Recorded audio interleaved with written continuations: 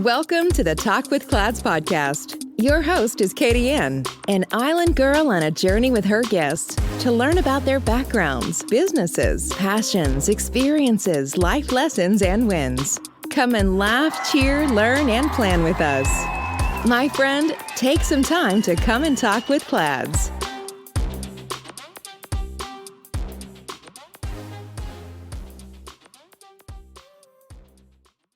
Hello, world. Welcome to Talk with Clads. My name is Katie Ann, and I'll be your host for today. We have a special guest in the house tonight. We have Mr. Denzel Whyte. Denzel is the CEO and owner of the company Scent of Attraction Fragrances. Denzel, welcome. Thank you. I'm happy to be here. So Denzel, tell us a little bit about your background and how did you form this business?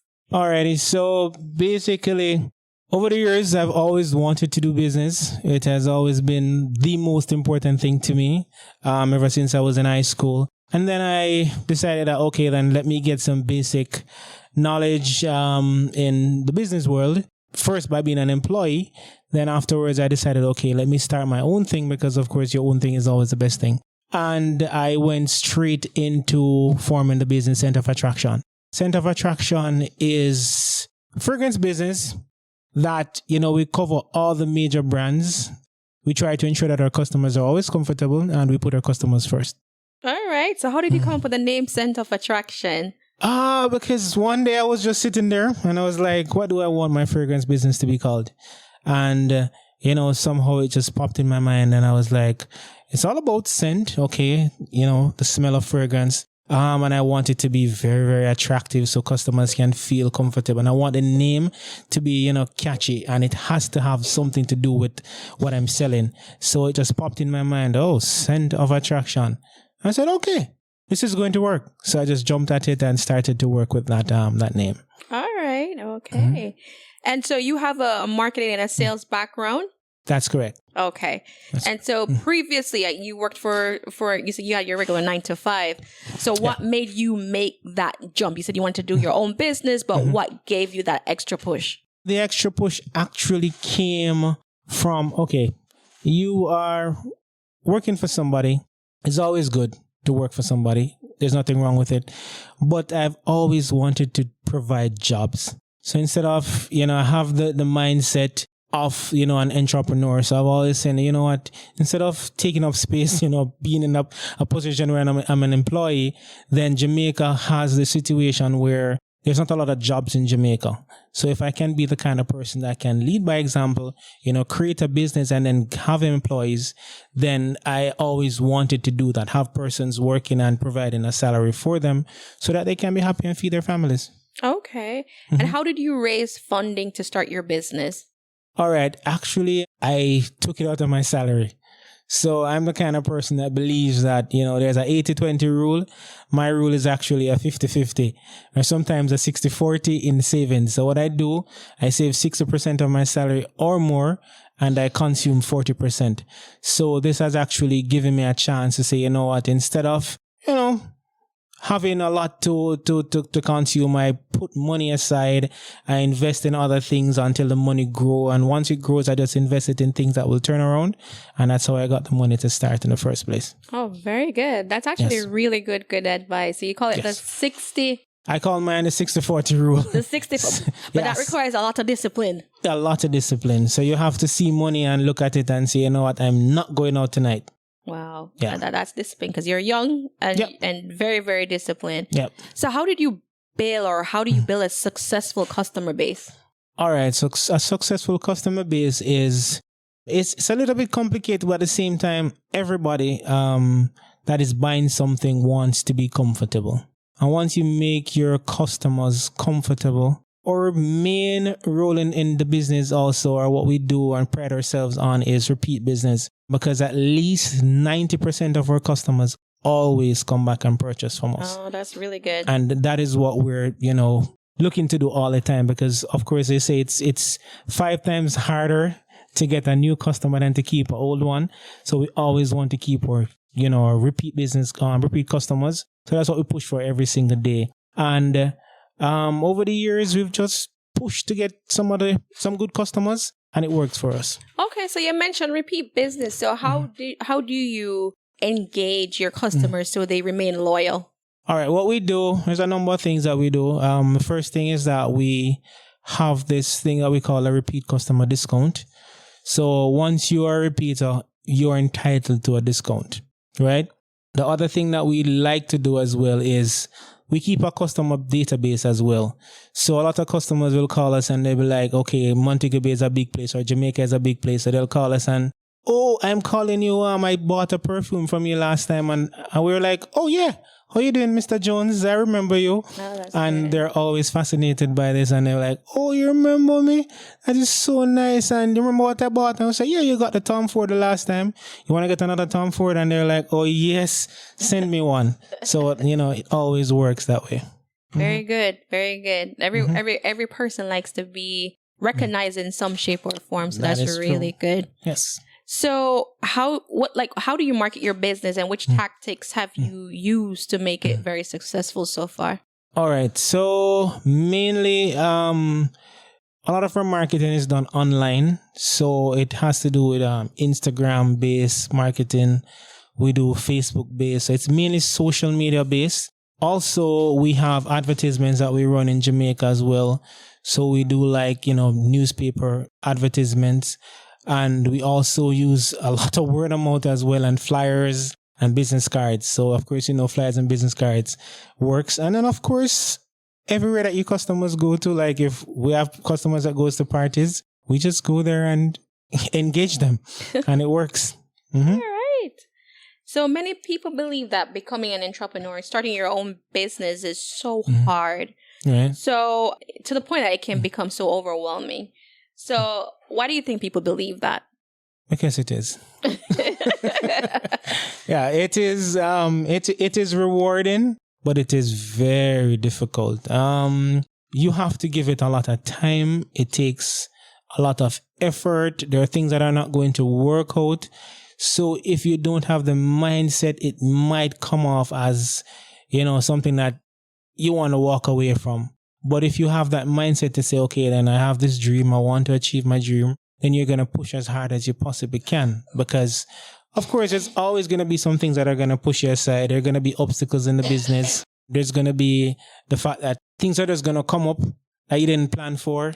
But the good thing is that you're supposed to have something planned for everything. Have a contingency plan in place for everything, so that anything that pops up, you can always find a way to fix it. But business is rough. It is tough, but it is rewarding. And also, apart from being rewarding, it is also very fulfilling once you see what you have achieved. All right. You mentioned the importance of planning. So for your organization, what does your short-term and long-term plans or goals look like? Actually, I would put my short-term plan in basically taking over Jamaica and being the number one.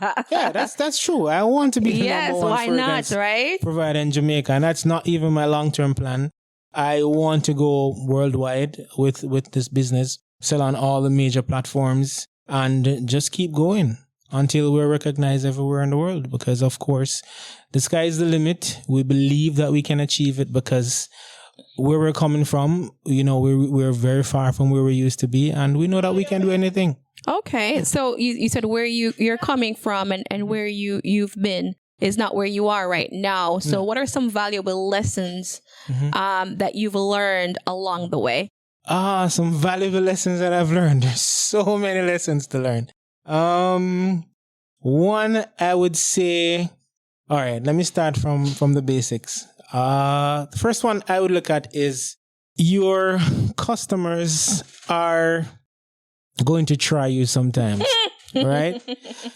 But at the same time, you have to remember that they're customers and they just want value for their money. So irrespective of how they make you feel, your responsibility is to ensure that you provide what your customer is looking for and at the best possible price. Also, I would say that sometimes your circle is going to try you as well.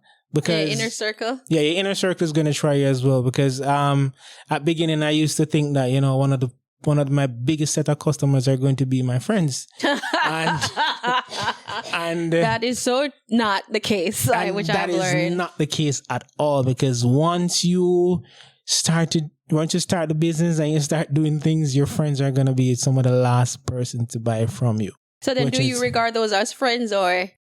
I would look at them as friends, but you have to put them in categories.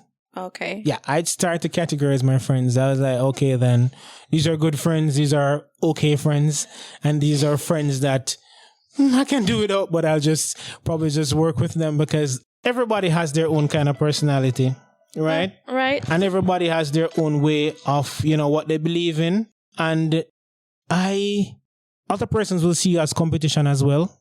And that is the problem, because I have friends from university, I have friends from my community that actually looks at you as competition, and they'll go and buy from the competitor at a higher price than what you're selling. Than to support you. But I don't know if I'd call that a friend, though. You know what I mean? I think for us, yeah, sometimes we overuse the word friends. That's true. You know what I mean? Yeah. And I remember a long time ago, someone said to me, as you grow older, if you have 3 very good friends, you have a lot. That's true. So I don't know if I would call someone who would buy from a competitor for the same product higher, that's my friend. You know what I mean? I probably would be looking at you a little bit sideways. But that's actually a valuable lesson that I learned with like launching Footsteps to My Vision, where I thought that people who were close to me, and then there are people who were close to me that really supported me along the way. My mom and my sister and cousins and, but people who I thought were friends that were going to be there, they gave you all types of excuses. So that was an eye-opening experience for myself.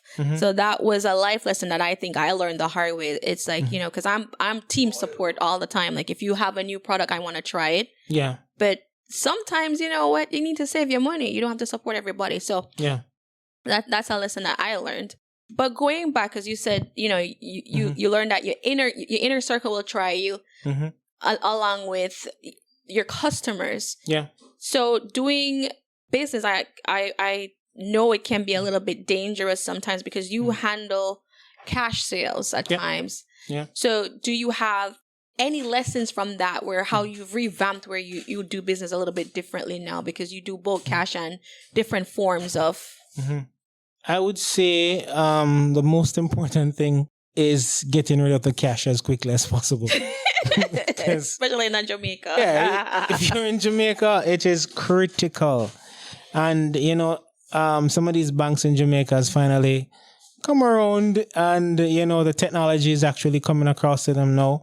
So they have what you call, direct deposit and stuff like that. You deposit cash directly into the ATM, and that has worked tremendously for not only myself, but everybody else. But, once you get that cash money, you deposit it, because you really don't want to get that extra attention. You don't want people to really think that you have cash at home, because that is going to bring the wrong persons to your home, and you don't really want that at all. Yeah. No. Yeah. That can be very, very dangerous. Mm. And that's a risk. So for you, obviously, the business comes with a risk. Plaid's Resources and Consulting values its customers. Our planner Footsteps to My Vision is a 13-month planner that can be used for 5 years. It walks you through SMART goals, SWOT analysis, action planning, and holds you accountable through 3 monthly check-ins. We work only with top-quality materials, innovative designs, and verified suppliers, which are guaranteed to deliver to our high expectations, because when it comes to our customer satisfaction, there's no room for compromise.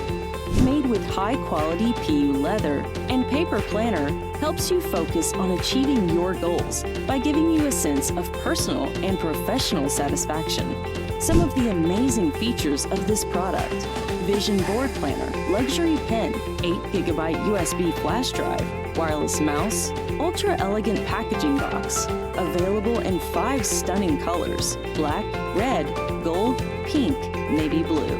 Material: PU leather. 13-month planner. Elastic band for easy handling. Our Footsteps to My Vision is available at Amazon, Facebook, Instagram, our website, and at Walmart. You may also follow us at www.cladsresources.com, Instagram, Clads Resources, Facebook, www.facebook.com/cladsresources. You're listening to Talk with Clads. Find more resources online at cladsresources.com. Now back to the show with your host, Katie Ann. So a misconception that many people may have is that being an entrepreneur that you work very few hours. How many hours a day do you work as an entrepreneur? That is definitely a misconception because I can tell you that my day normally starts at 8 in the morning and my day actually finishes sometimes 2 o'clock in the night or 3 a.m.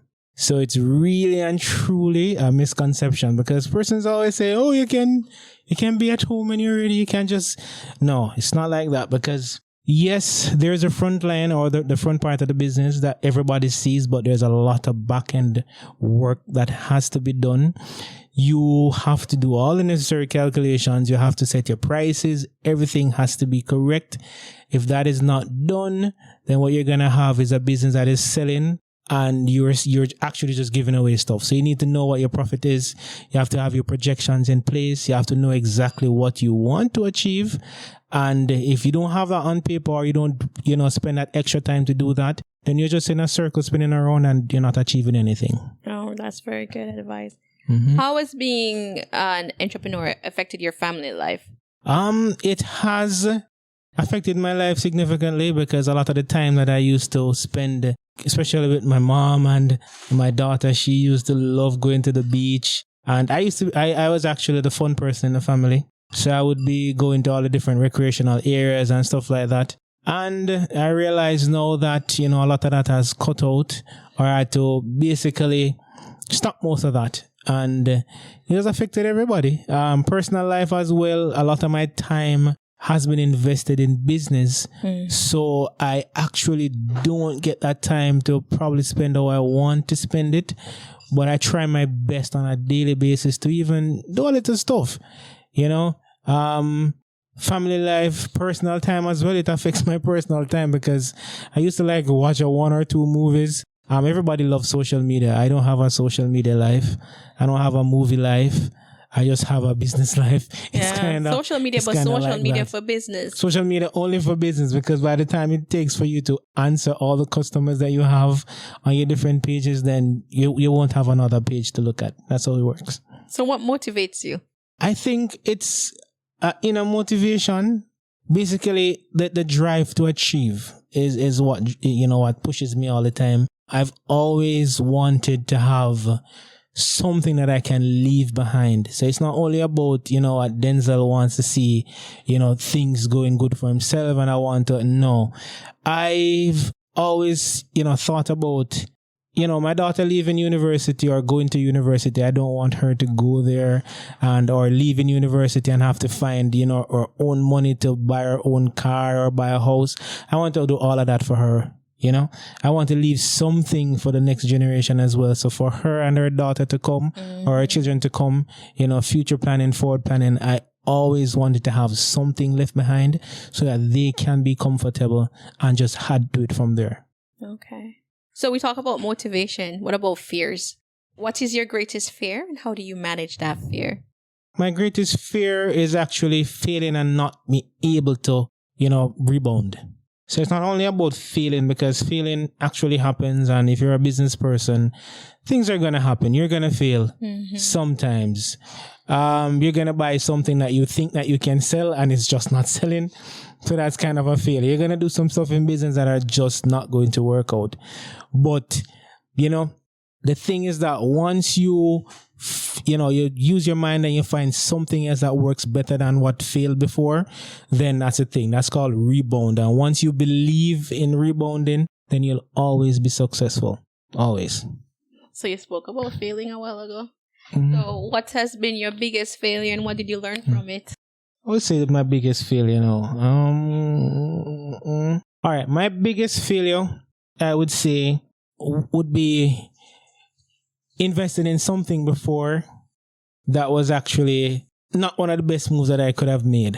Right, I actually put a good amount of money in something that I thought would have turned over some good profits, which I could actually invest in other things, but it was all through the door.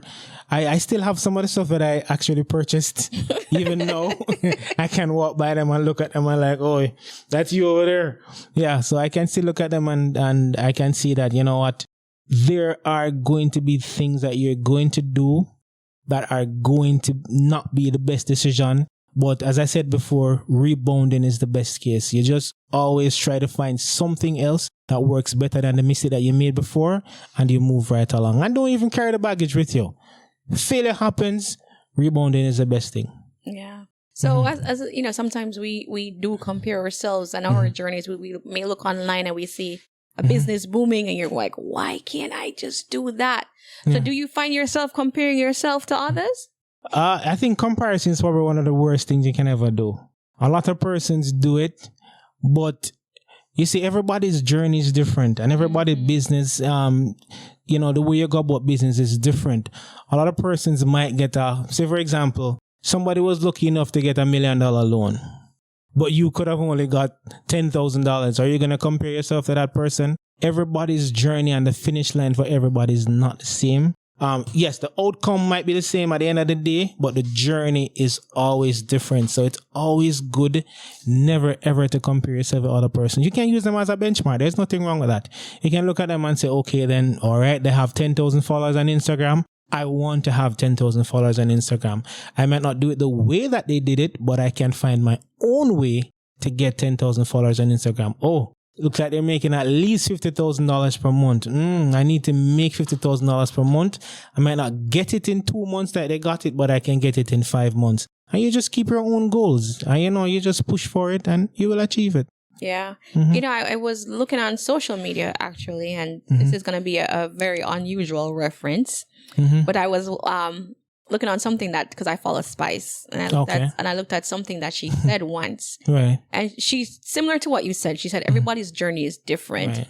And she said, we're going to the same destination. Right. I may drive in a Benz and you drive in a Honda. Yep. At the end of the day, we get to the same place. Our journeys may be different. What we drove in is different. Yep. But we still got there. We still got to the destination. It's unusual, but it stuck because it makes sense, right? Yes, it does. So sometimes, you know, comparison, yes, you said, as you said, you can use them for benchmarks. Yep.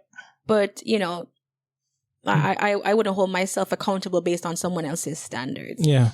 So speaking of accountability, right? How do you hold yourself accountable as an entrepreneur? Well, basically, you know, what you do is you have to test yourself on a daily basis. You know, people always say, oh, look into yourself to see what's happening. That's what I do. I always, you know, check myself, double check myself. Are you doing this right? Is there something else that you could have done? You know, what else can be done, Denzel? Think about it. How can you push it? How can you move forward? What can you change, right, to achieve more? And, you know, I ask myself these questions every single day. It's like in business, people always say they want to be comfortable. I don't think that there's a comfort zone in business. Anytime you decide to get too comfortable, that's when you put yourself in problems. So whenever you start getting comfortable, you need to start shake up yourself and say, okay, then I'm making $100,000. This is comfortable. No, I don't want to be comfortable. I want to make 200,000. I want to make $1 million. And you start pushing. Get out of your comfort zone. Check yourself on a regular basis. See what you're not doing or what you need to do. And then you move from there and start pushing. All right. So I hear you reference metrics sometimes. Okay. So how, as an entrepreneur, what is the importance of the numbers and knowing the numbers and knowing how to forecast? What role does that play in a business? Forecasting is, I would say, is everything in a business. If you check out all the major businesses, or if you buy stocks or follow any major company, they will tell you that, okay, this year we're looking at making $100 million because we made $90 million last year, and we can see ourselves making $100 million. You have never seen a company say that they made $100 million and want to make $50 million this year. It doesn't work that way. You always want to go higher every time. That's how it works. Right. So, once this year passed, okay, then you're going to make your forecast for next year. You're going to put a little bit more on it, and you're going to say, okay, then 100, I'm doing 150 next year. And once you go after that 150, if you don't get 150, you might get 145. Sometimes you make 170. So, it's just how you, set it up and go for it. Right. Mm-hmm. And it's important to know the return on the investment, right? Always. ROI is always one of your major techniques that you have to use. Right. Mm-hmm. Right. Very good. Mm-hmm. So, as knowing that your investments and benchmarking, what's one thing that you can do now as a business owner that you weren't able to do a year ago? As a business owner, I would say, what I would say now? I would say one thing that I couldn't do a year ago was probably some of the figures. Dealing with some of the figures after, extensive practice, repeatedly doing things over and over, you realize that business actually is a part of your personal life as well. So, everything does fall into place. And working with some of the figures or some of the things that you're used to in the past, you realize that back in the day, maybe you can't do it like a year or 2 years ago, but now you can actually manage it better than you used to. All right.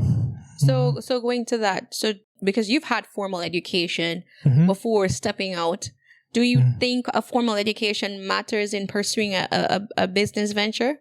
It does. It definitely does. Because the formal education is actually the basis that you work from. And this basis, they always say, what, street smart is good. Street smart is definitely good. Street smart will keep you safe too. Street smart will keep you safe. Street smart will give you the necessary knowledge that you need. But I think formal education as well, because there's a lot of things that come with formal education.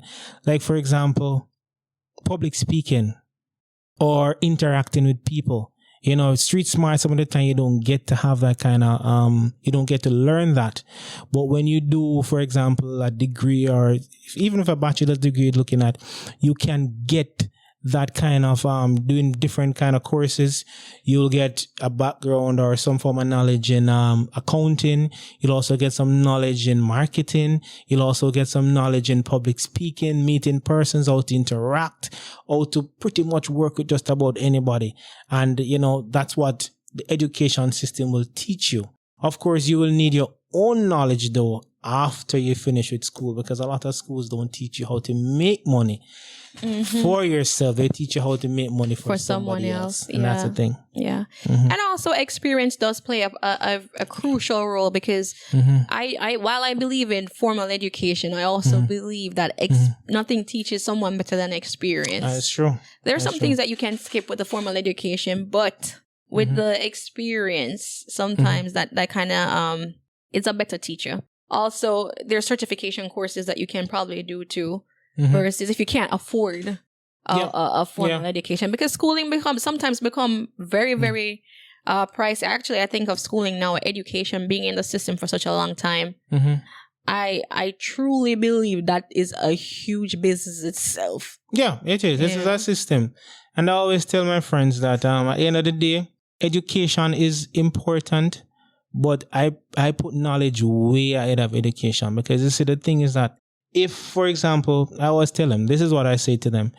If you are educated and you're in the system, right, you will go out and you find a job. You work a certain amount of money per month and so on and so forth. The system doesn't teach you that, okay, then if you know about stocks, or you get that knowledge about stocks, or you know about, what's happening in the Forex market, or you have knowledge of the Forex market, when you can go in, put in some money, and you know what stock is going to come out, which one is going to make you, some good money. Then once you have that knowledge, you can go and say, let me buy some of it. You buy some of it, it grows, you have a lot of money in your pocket.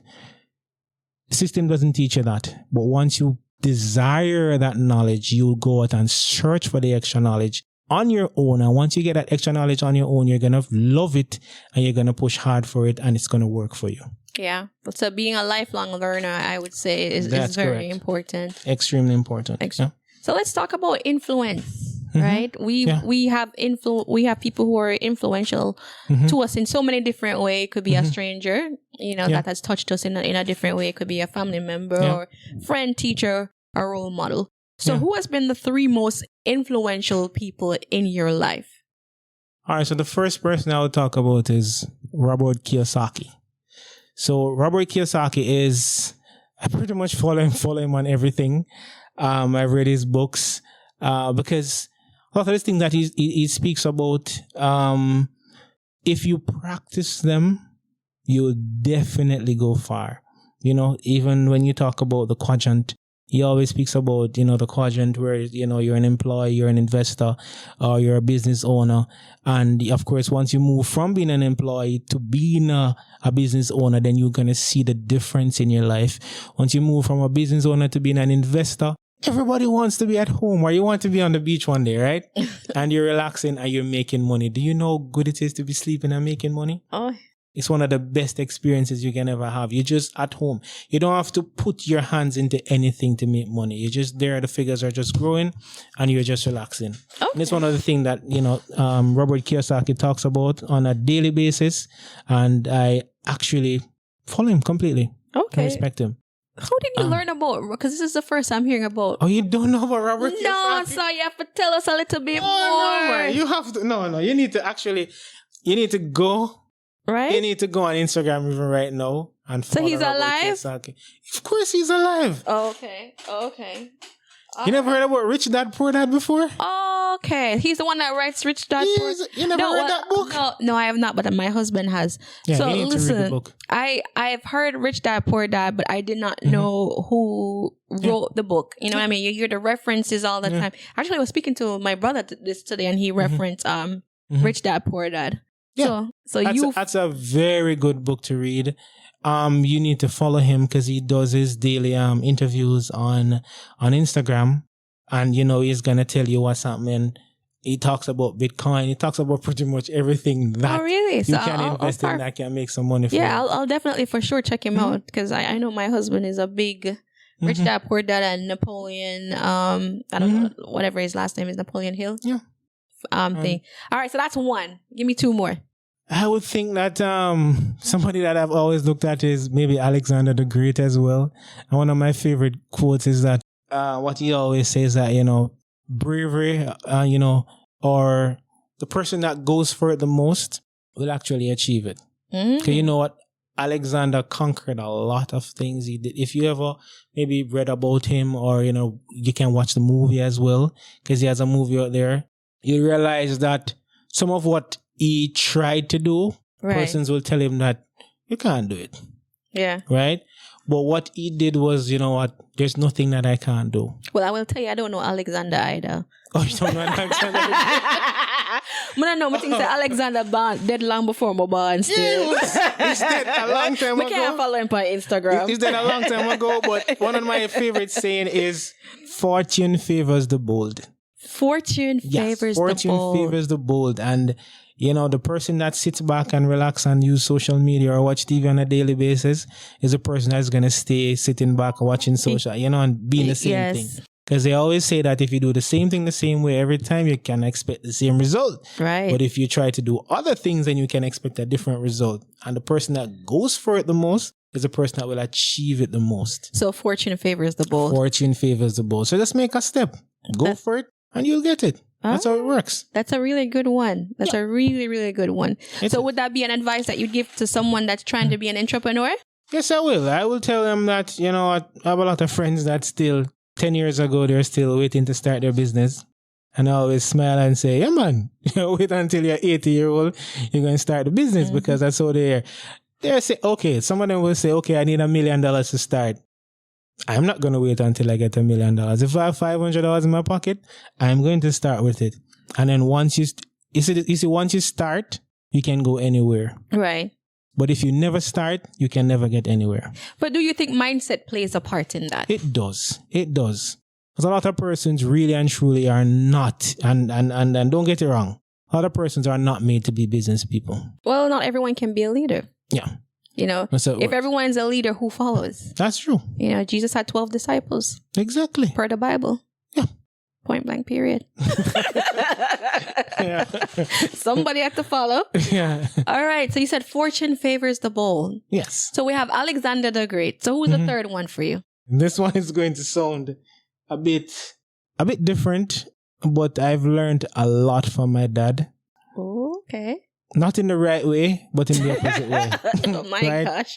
I was going to say big up. And then I said, no, my mother said after you said that. No, it's like, let me put it this way. My father could have done a lot of things and could have achieved a lot more. But what he did, all right, my dad is the kind of person that will buy a television for $200 and sell it back for $100. So I've always looked at it and say, you know what, when I grow up, I want to do things the opposite of my dad. If I buy a television, I want to sell it back for $250 or $300, make a profit on it, and put my ego aside. Because a lot of persons are consumed by ego on a daily basis, especially men, and we don't even notice it. There are two things that destroy men. And don't get me wrong, there are perfectly fine, nice women that will help you grow. And there are also women that can actually, or the lust for women then. Because I say a man is not successful, or most men are not successful until they get to the age of 45 years old. You know why? Why? Because they're going after women. They're playing out most of their time hunting after women. So because of that, they spend little time doing business or searching for money. So you're always focused on women. But when your body slows down a little bit, that's when, no, it's true. Them not no use. Yeah, when your body slows down a little bit, that is when you start saying, okay, then I need to start doing this, doing that. A lot of times it's a bit too late. Right. Yeah, some of the times you're playing catch up as well. Right. So I would say, to most men, just think about it. Think deeply. You know what? Put some things on hold, or enjoy it, but enjoy it less, and try to see how best you can do some investment or do some business and achieve. Balance. But going back to your dad, do you think it's a generational thing though? No, I think it's a lack of knowledge. I would say lack of knowledge is probably one of the real things that affected him. I would say a lot of things that he did, maybe he wouldn't have been privy to the information that he would have wanted to have, because he didn't have a dad that would teach him some of the stuff, right?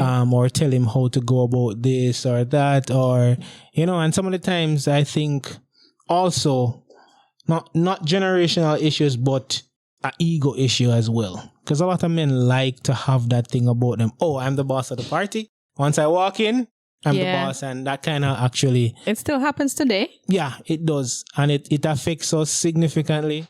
A lot of persons will buy the most expensive vehicle. You can't afford it, but you buy it. You understand? Just for how society or the environment views you. Just to fulfill that ego and say, oh, I'm going to look for my family. I'm rolling in a BMW. When you could have bought a Toyota Corolla, invested the rest of the money for the BMW. Well, nothing wrong with a BMW though. All right, forget about the BMW then. All right, so you could have bought maybe a Ferrari, or instead of saying, all right, let me not put the money in the Mercedes Benz or whatever the case is, because I'm not at that level as yet. Because if you're at the level to buy a BMW, buy it. If that's what makes you happy, buy it. But if you are at a undercard level, you buy the undercard, they take the excess money, you put it in something that will provide a return for you. Right? And the awesome thing about business as well is to know what are assets and what are liabilities. Because a lot of persons will think that, for example, a car is an asset. No, it's a it depreciates as the day you buy it. It's a depreciating asset that doesn't put any money in your pocket. What it takes is servicing fees. It takes insurance on a regular basis, your license for the road, all that kind of stuff. So it actually takes from you instead of giving to you. Well, if you invest maybe in real estate, you see your money grow. Yeah, so it's not about knowing what to put money in. Okay, all right. So going back to the mentorship though, because I feel like you're just dropping knowledge all over, and it's great because you're a smart young gentleman that just has his head on his body. Sometimes. Sometimes. 'Cause you still have a little bit of your dad still. You know what? Yeah. Right? So I love the knowledge that you're sharing. But going back to how important role model, having good influences, I would say. Yeah. So what message do you want to send to your daughter as an entrepreneur? I always encourage her to get in some form of business. I've always, taught her about, investments, because a lot of persons will actually hold that from their children. I think it's one of the most important things you can ever do. It's to teach your children about money. You understand, and how to use it as a tool. How to use it as a tool, how to save it, how to, invest it so it can actually bring back something for you. Right. It is so critical, because I can tell you that a lot of our parents did not teach us about money. That is true. A lot of our parents, and I think it's more generational, or it could also be cultural, where they're like, okay, it's my child's responsibility to take care of me. So there's no savings set aside for when they get older, or any burial. And I think culture does play a lot. It does. It definitely a lot does. of that. So, trying to change that, what they call the generational curse, and sending a different message to your children. And, hey, learn your environment and know how to use it to your advantage, right? That is true. A lot of people know how to use credit, and you're telling me Jamaica now has the credit system in place. Yes, man. Jamaica has their, proper credit card system. We have the MasterCard. We have the Visa card. We have Jamaica turn up. Of course, Jamaica is like we're moving into that segment now where pretty much everything is flowing freely and quickly. And that is what any country needs to actually move to the next level. Yeah. So, as an entrepreneur, do you think it is important to have ideals? Yes, it is very, very important to have ideals. Because actually ideals is what actually, guides you, and it should be your driving force at all times. Yeah. So what are some of your ideals as an entrepreneur? I consider to be, all right. 1, stay on the right path. A lot of the times you will have obstacles and issues and all that kind of stuff. But if you have that kind of focus and you stay on the right path, that's one of the first things that you should actually look at in that segment there. Okay. So what does the next chapter look like for Center of Attraction? The next chapter is a bit... All right, let's put it this way. For Center of Attraction, I want to make sure that I'm very, very innovative, or I say I'd stay changing at all times. Let's put it that way. Always moving with the crowd, always knowing what is happening and how to actually be. Because, all right, so people actually say, all right, then right now, things are changing so quickly. Technology is moving so fast right now that if you ever try to stay at one point right now, you're going to lose out. Like, for example, I can remember when they say, at Netflix went to Blockbuster and said, okay, we want to, do this. And they were like, are you crazy? That will never happen. And okay, where's Blockbuster now? We can't find it, right? And then there's Netflix right now, which is one of the biggest companies in the world.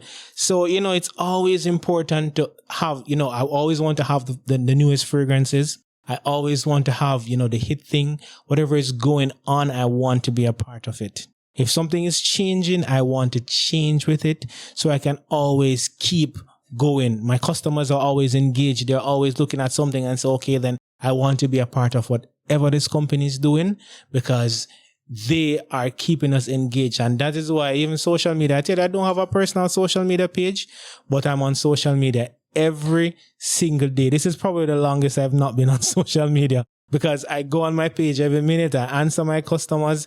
I send them information. I go at it every single day, right throughout the day. I get a little bit of sleep in the night. I wake up in the morning and I go at it again, because guess what? Keeping them focused, going after the next big thing, is always what you want to do. And of course, you want your business to grow. And that is the whole idea of everything. Okay, then you're in Jamaica now, or you're just a small business in Jamaica. Okay, I want to be a large business that is multinational. Of course, we all want to go multinational. Of course, we all want to say, okay, at the end of the day, oh, I'm employing 2-3 Jamaicans. No, what if I can do 100 Jamaicans, right? What if I can do 100 or 500 persons around the world? Because of course, you want to create a kind of employment so that persons can benefit, persons can feed their family. You can be that person, because not everybody's going to have the mindset to be an entrepreneur.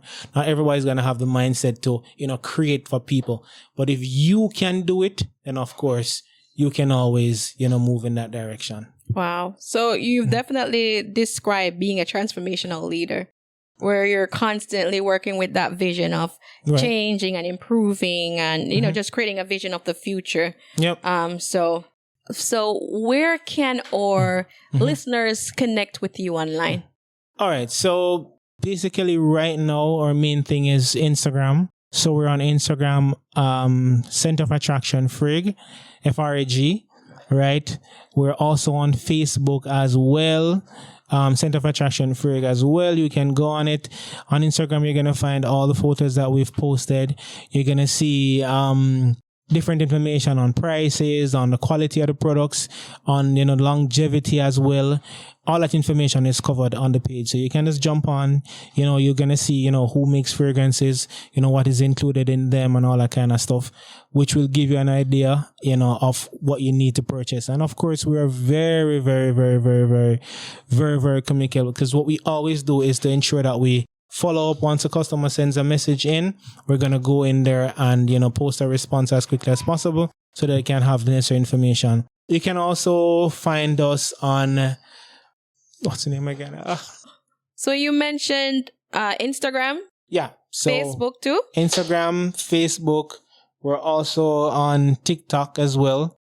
And of course, you can communicate with us on WhatsApp as well. And what's the WhatsApp telephone number? Our WhatsApp number is 876-412-7551. Again? All right. So that's 876-412-7551.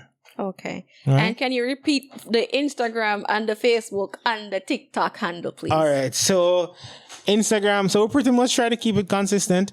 So it's going to be Center of Attraction Frig. So Cent, SCENTOF, Attraction, FRAG, right? So that's Center of Attraction Frig. That's the same thing that's on Instagram, same thing that's on Facebook, and the same thing that's on TikTok. So once you go there, you're going to find us on any of the pages, and you can, of course, look at what we have available and engage us.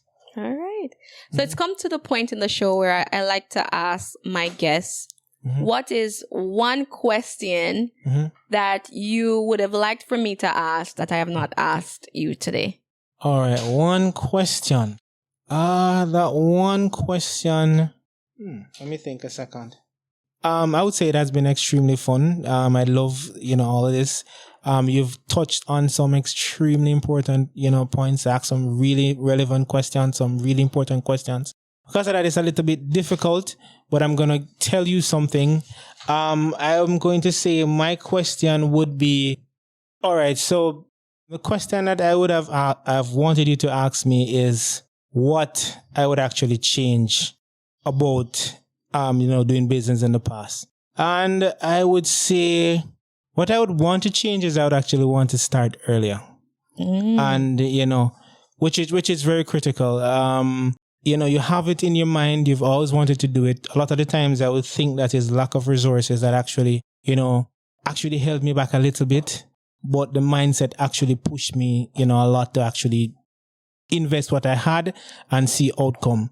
But I would say to pretty much any young person now, or anybody that wants to do business, it's never too late still. But at the same time, whichever part of your life you're in right now, whatever age you are, just start. It's critical to just start. Just whatever you want to do, as long as you see that is something that you're interested in doing. Don't do it because you want to get rich. It's a part of the goal, of course, because we all need to get rich or we want to get rich. But it should be something that you want to do, something that you love to do. right? And once you have that passion, that drive, because the thing is that once you have that drive, when the first obstacle comes, it's not going to just sink you.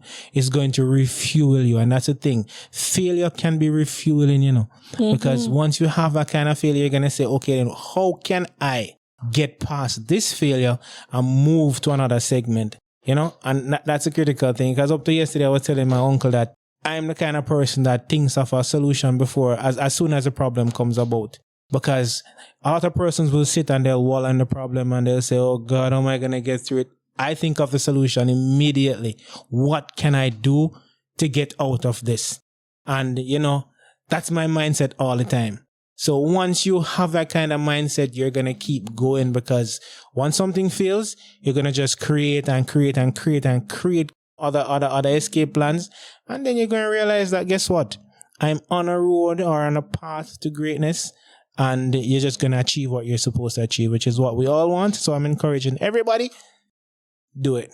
All right. Yeah, man. So what 3 words would you use to describe yourself? I guess my favorite word is determined Denzel. Which is a part of Footsteps to My Vision. Thank you very much. Yeah, I'm very determined. I always, there are things that might not work for me, but I just find another way to do it. Determined. So what other 2 words? All right, the other 2 words I would say that describes me is persuasive. I tend to be pretty persuasive at times. Well, you definitely are in sales. Yeah, I'm in sales, so I will actually, some persons will come sometimes and they come to buy and they'll say, boy, here's something else, because I've never come to buy that at all, And I'm like, that is my job. I always try to find a way not only to just sell you something, but to sell you something that you love, because it's not about making that money once and then the person will be like, oh, I'm not coming back there again. No, I'm not that kind of person. I want to ensure that whatever you buy has some form of value. There's some benefit to it, you can achieve from it. And then, of course, once you like it, you're going to come back and you're going to buy more. And, even if you didn't come to buy that one in particular, once I convince you to buy it and I persuade you, you're eventually going to come back and get another one right afterwards. So determined, persuasive. Determined, persuasive. Another word that drives me or that can describe me is happy. I love that word because I always tell people that I would go to any extent whatsoever to make sure that I stay happy. If there's something or somebody that destroys my energy on a daily basis, I try my best to, get that person out of the way. Because you see, life is not hard. And I always say that to people, life is not hard. Life is pretty easy. It's just the persons that you have that are, surrounding you. If you have the wrong set of persons, working with, then you're always going to have an issue where persons are going to be consistently draining your energy. They say the closest persons to you are the persons that take the most from you. And it is so critical to remember the closest persons to you, they'll always, if they don't have the right mindset, they're the ones that are going to be draining your energy. They're going to drain you financially in every single way. So you always need to have persons that are going to have your back, as we say in Jamaica, somebody that will have your back and your side. So, at every point you have that person that you can, rally on and get that kind of encouragement and love and just stay happy. If something's happening that you're not happy with, just remember that there are 5 basic needs. And once you fulfill the 5 basic needs, everything else is additional. Everything else is bonus. Everything else is bonus. Everything else is bonus. Yeah. Well, Denzel, thank you so much. Yeah. I enjoyed our conversation. Oh, that's good. So, and thank you so much for taking some time to talk with Clads. Bye, everyone. Alrighty. Bye. Bye. It was a pleasure speaking with you. Thank you so much for joining us. As you said, fortune favors the bold. And that is such a word. So thank you so much, and bye, everyone. It was certainly a pleasure, and I am very, very happy to be here. All right. Thank you so much, and bye, everybody. And thank you so much for taking some time to talk with Clads. Bye, everyone. Thanks for listening. Find us on social media at Clad's Resources and online at www.cladsresources.com. Our planner, Footsteps to My Vision, is also located on our website or on Facebook, Instagram, or Amazon.